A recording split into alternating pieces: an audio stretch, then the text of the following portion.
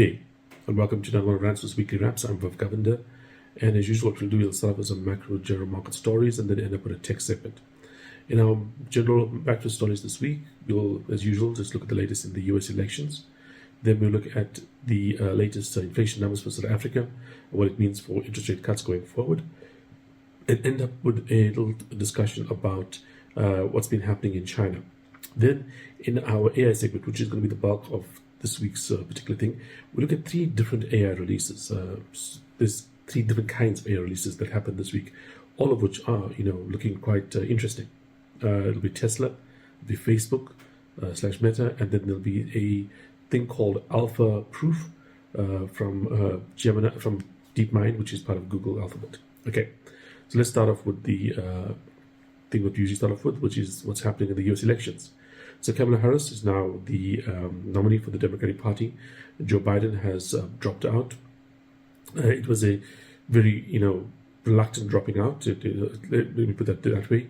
He was definitely being pressured by various parts of the U.S. Democratic administration, Democratic Party. Sorry, they basically involved both current leaders like Chuck Schumer, as well as former leaders like Nancy Pelosi. I think in terms of what's happened with regards to this particular move, it's probably the best thing that they could have done. I do think that Kamala Harris has a significantly better chance of turning things around than Joe Biden did. Just from the pure point that one of the few things that can actually turn things around for the Democrats would be a very good debate. And it does not, or it did not appear that Joe Biden would have been functional, to put it bluntly, in another debate versus Trump. So she's probably going to be significantly better in a debate just because she can actually, maintain a stream of thought and, maintain coherence, and not to downplay, her abilities. It's just that compared to, any functional human being at the moment, to be blunt about it, Joe Biden does not look that good. He's obviously had some mental issues. He's obviously had some deterioration, and he was not going to be able to turn around the ship.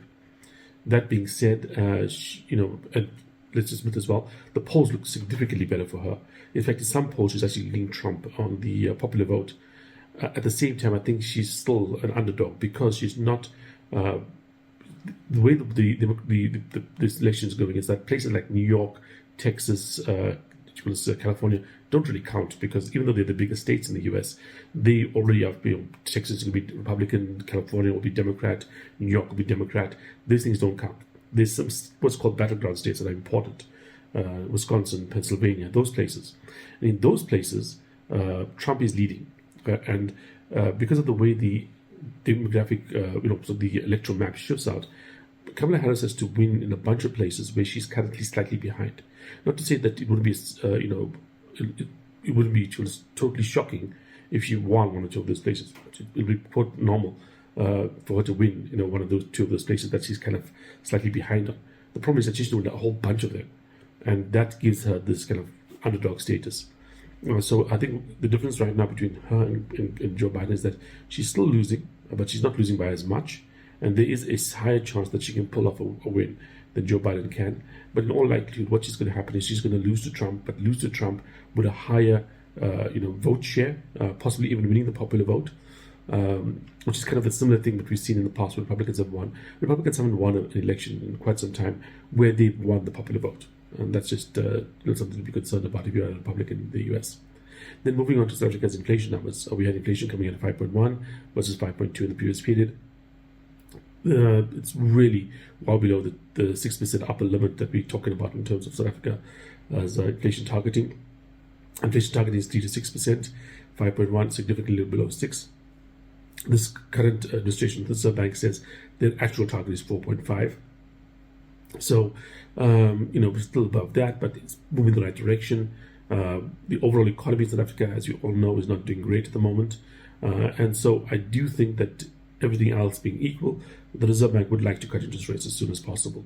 The thing that they probably have to wait for is what's happening in the US. They probably want to wait for the US to cut interest rates first and then cut. And I think that is something that, is a reasonable thing to do. Why? If they cut before the US, what would happen is the rand would weaken. The rand would weaken, which would create a higher cost for imported goods, and we import a lot of necessities, including oil, into this country, and that would cause inflation to rise anyway. So if we cut too early, we're going to import inflation. The one thing that might go against this in terms of like waiting for the US to basically start cutting is the latest GDP number from the US was rather strong.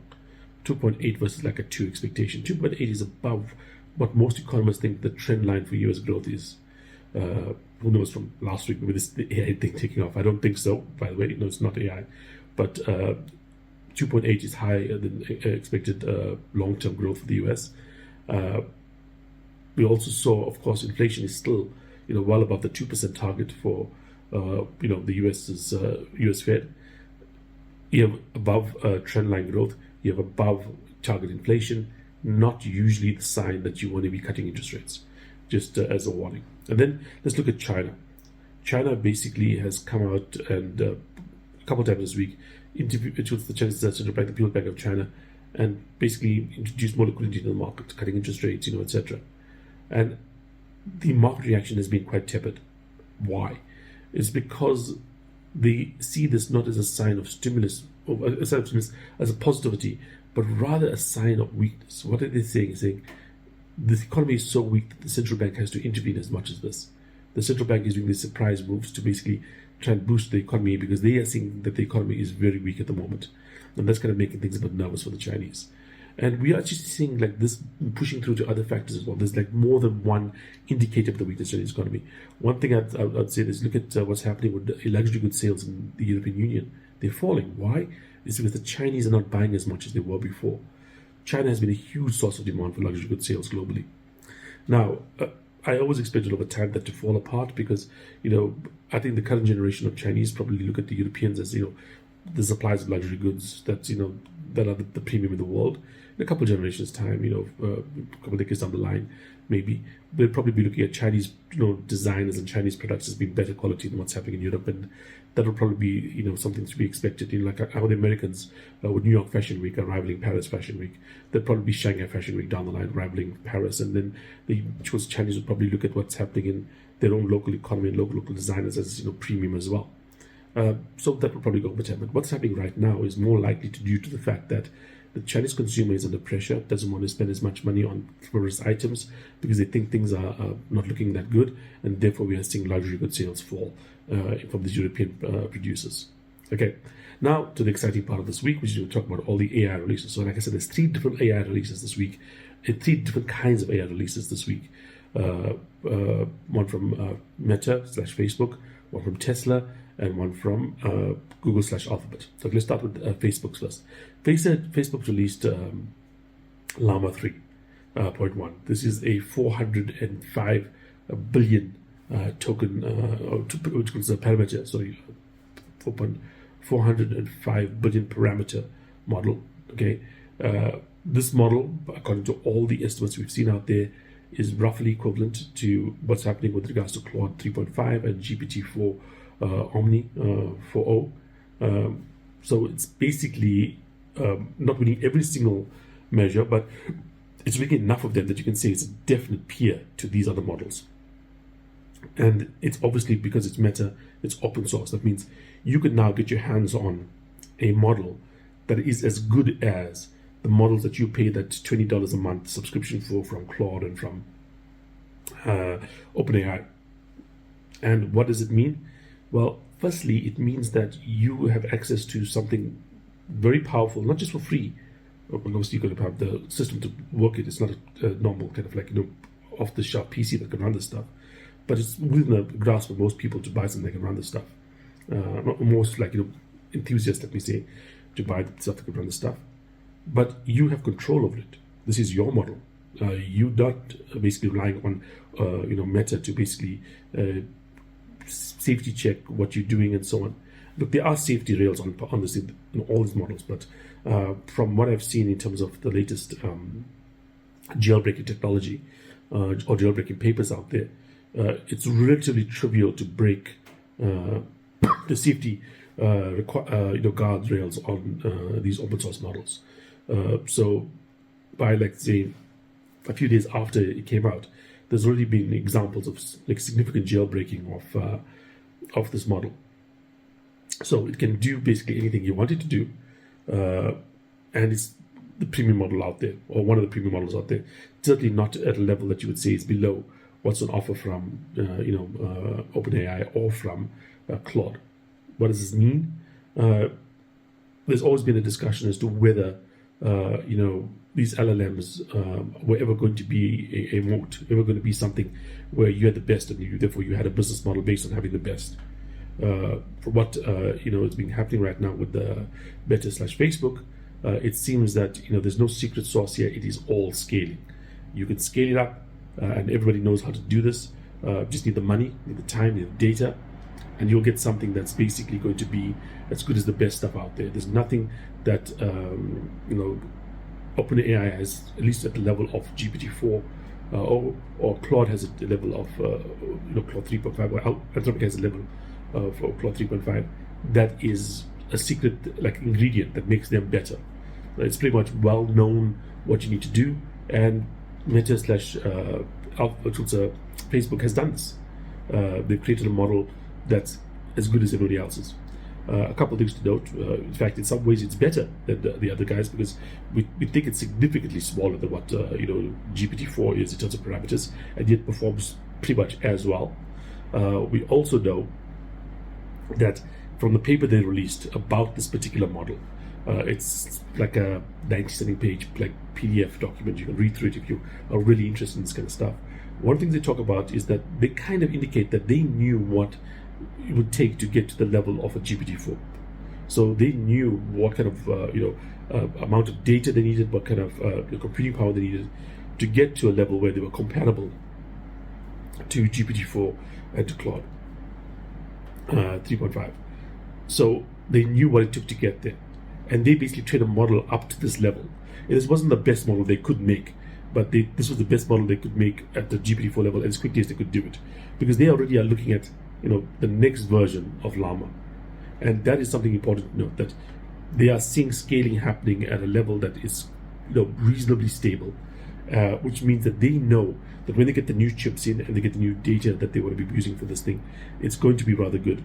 And the thing about data is that also they focus really strongly on making the data as clean as possible, using their previous version of Llama 2 to get the data as clean as possible, because they believe clean data gets better results, which is, I think, proven to be true. Like I said, significantly smaller model, but doing just as well as GPT-4. So, a couple of things to note from here. It does seem that the LLM's space is very competitive, that you may get the next model from GPT, from OpenAI, from Claude, from Anthropic being better than Llama, the kind of version of Llama, but don't expect that lead to last very long. We'll probably see that lead last maybe a few months, no more than 6 months, I would think, and before there'll be a version of Llama coming out that's as good as that. And if indications are as you would say from things that Mark Zuckerberg has usually said, etc., we'd expect that to be open source as well. So you're not going to expect a GPT-5 to be so great that it's going to give OpenAI any kind of advantage going forward. That's I think consistent or persistent. And one more thing to talk about: Elon Musk also did an interview this week where he talked about Grok 2 coming out in the next couple of weeks, and then saying that Grok 3 will be released before the end of this year in December, and indicating that he expects, based on the models that he has available, that it would, when it comes out, be the most powerful model in the world. And we would expect at that point in time to be going up against a new version of GPT-5, at least at that point in time. There's some talk right now that GPT-5 is being delayed until after the US election in November, just because the issues it might cause with, for instance, deepfakes, etc. But that's just a thing to note as well. So at least 4 players, maybe even more, in this field are already making systems that are comparable to each other's system. Okay. Next, moving on to Tesla, we have full self-driving 12.5 coming out. I haven't seen reviews on it as yet, but it does. From people that have given brief, not full reviews, we looked at the normal guys Marcus Brownlee and stuff coming up with reviews. Marcus Brownlee, by the way, is one of these guys that are really powerful when it comes to reviewing the newest tech. In fact, he's been blamed for destroying car companies in the past that have not met his standards. Not quite true, but he definitely is influential. So we'll wait until those kind of reviews come out. But from the initial statements being said, Tesla is touting it as a breakthrough from the latest version of 12.4. And 12.4 was significantly better than previous models. So if they're getting close to full self-driving with 12.5, I wouldn't expect it to be all the way there. I do think it's quite powerful. And the reason I bring this up is because we had Tesla's results come out this week, and they were quite disappointing. On the day of the results, the share price basically fell. Or the day after results, the share price fell about over 10%. Bounced back after that, the following day. But I do think that we must always consider the fact that Tesla is not a car company. If it's just a car company, it's massively overvalued. You should just short it off the bat. And I have it in my portfolio, so I'm not shorting it. So why do I have it in my portfolio? It's because Tesla is a tech company, it's an AI company, and this AI that it's developing is, by most estimates out there, the strongest real-world AI, the strongest physical AI out there. What's happening with 12.5 is AI. It's not just normal, the old self-driving they had in the past. It's using the neural networks, the training models, etc., that they're using for LLMs, that they're using for, we'll talk about in a second, alpha proof. And if they are getting to that point where they are able to get to, human level and beyond human level reliability when it comes to, driving, that's a game changer. Okay, and they still have that robotaxi, revealed to be coming out. I think it's in October. So that again will be the next driver for Tesla, I think. And then finally, I want to talk about something that's not as interesting to most people, but is very interesting if you understand what's happening with AI, and that's being called Alpha Proof, which is the latest thing from Google Alphabet. So Google Alphabet has a lab called DeepMind, which invented the transformers, which invented things like AlphaFold, which is the thing that basically models the folding of proteins, which I think it was one of the reasons we have Eli Lilly and Novartis in our portfolio, because of the isomorphic labs that was built on this thing. They've come out with Alpha Proof. Okay, Alpha Proof combined with Alpha Geometry 2. This combination of AI basically programs have managed to score in the sets of problems for the Maths Olympiad at a silver level. Understand what a silver level is. The US, which won this one, this latest Olympiad, had one member of the winning team in the silver level. Yes, several were in the gold, but one member was on the silver level.